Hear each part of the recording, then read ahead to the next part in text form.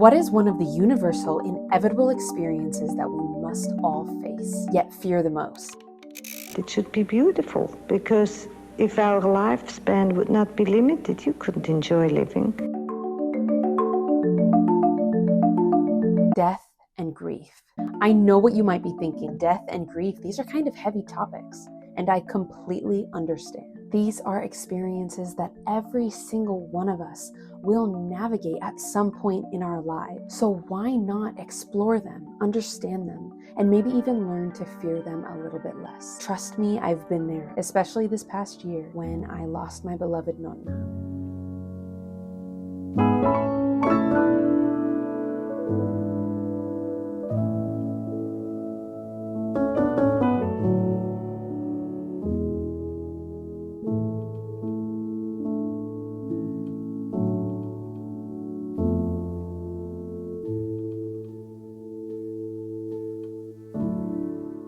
I was afraid of my own mortality and the mortality of my loved ones. It consumed me to the point of tears, to the point of me thinking about it every single day. The weight of it all felt unbearable for me. But then someone gave me a piece of advice that changed my perspective. If you are afraid of something, learn more about it, because knowledge takes the edge off of fear. So consider this my journey to face this fear head on, and it could be yours too, to learn, to process, and to find peace. And if you're feeling hesitant about watching this video, trust me, I completely understand. But I do challenge you to stay with me until the very end, because you never know what you could learn from it. You might discover something that brings comfort to your heart, eases your worries, or even reshapes how you think about life, death, or the afterlife. So let's explore this together. For something so common, why does it feel so uncharted? In 1969, Elisabeth Kubler-Ross published her groundbreaking book, In Death and Dying, outlining the 5 stages of grief: denial, anger, bargaining, depression, and acceptance. Her work revolutionized our understanding of these experiences, and she once posed a profound question. Why do we feel so negative and so helpless and so petrified when we walk into a room of a dying patient? Her answer is simple but striking. Well, it's because they remind us that we are finite too. She also suggested that this awareness could be beautiful, because if our lifespan was limitless, we couldn't truly appreciate life. It's the finite nature of time that gives meaning to our choices and experiences. Knowing that life doesn't last forever motivates us to cherish moments, seek purpose, and deeply value connections and accomplishments. For Kubler-Ross, this work was deeply personal. She spent years at hospitals witnessing the dying process firsthand, seeing patients and families overwhelmed by the emotions caused by grief, ones they couldn't name and were too vast for them to understand.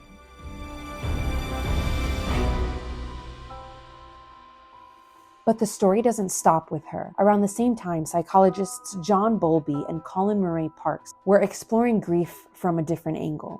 Rooted in attachment theory, their research illuminated grief as more than just sadness. It is a reflection of love. The deeper the bond, the more profound the loss. They believed that when we form relationships, defines how we mourn when those relationships are severed. Together, these theories offered a map to grief. But even the most detailed map cannot predict every twist and turn. Why? Because grief is never linear. It is messy, cyclical, and deeply personal.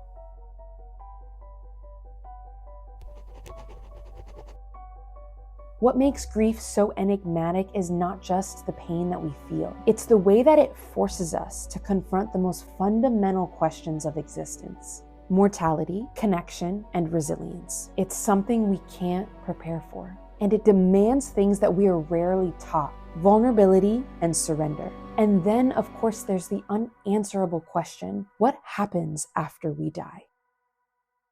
The truth is, no one can say for certain. Perhaps that's why beliefs, faiths, and religions hold such a powerful place in society. To believe in something greater than ourselves and greater than this entire universe plants in us a seed of hope. A hope that says, maybe, just maybe, we will see our loved ones again.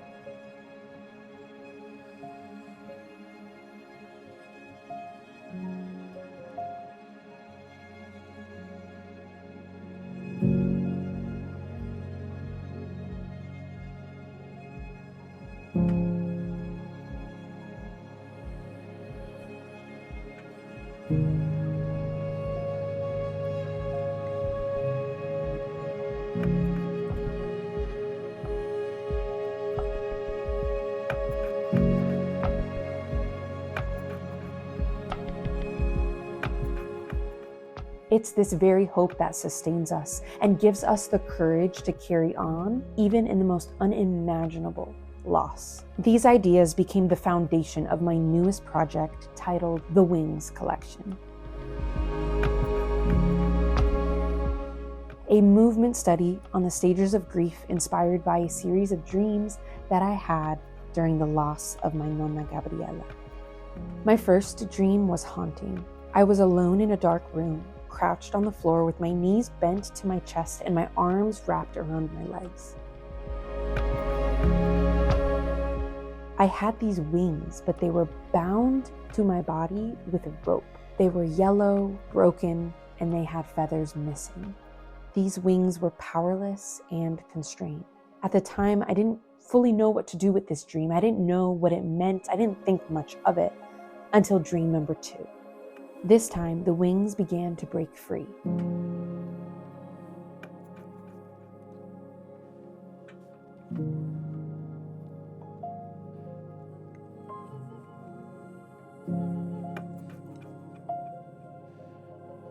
Slowly, almost painfully, the ropes unraveled. And it presented these wings that were disfigured and weak from being constrained in that tightrope for so long. This time, the wings were gray, fragile, and struggled to move. It felt like the message was clear. The strength of these wings were something that I needed to rebuild. Bit by bit, I worked to restore them, growing their power so that they could eventually carry me.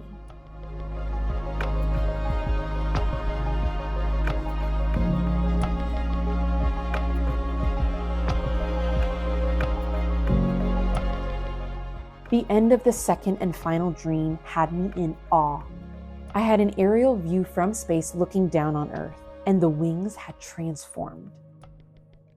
They were massive, covering the whole Earth, radiant with glory, fortified and powerful. This time, the wings were pure white with touches of gold, and every feather was intact. And you know what? They weren't just whole. They were larger than life and, most importantly, unstoppable. These dreams became a metaphor for my grief, a visual narrative of how we grapple with its weight, its shifting forms, and the path to eventual healing. The Wings collection mirrors this journey, and these dreams showed me that while it may feel impossible, healing is always available. It taught me that grief isn't something that you move on from, but rather something that you transform with. And this is what I hope to explore through the Wings collection.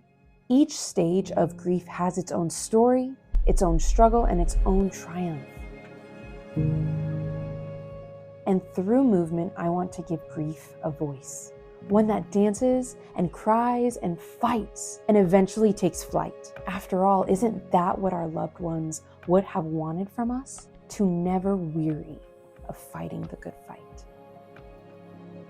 Grief is a journey without a map, and through the Wings collection, I hope to offer a place where movement meets meaning, where vulnerability meets healing.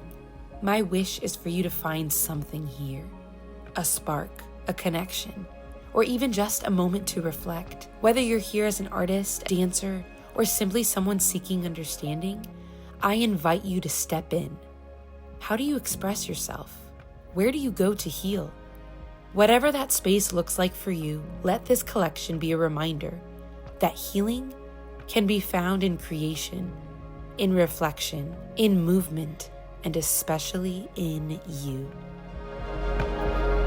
Next, we'll step into the first stage of the Wings collection, denial. It's often the hardest one to acknowledge, but it's where this journey begins. Let's step forward together.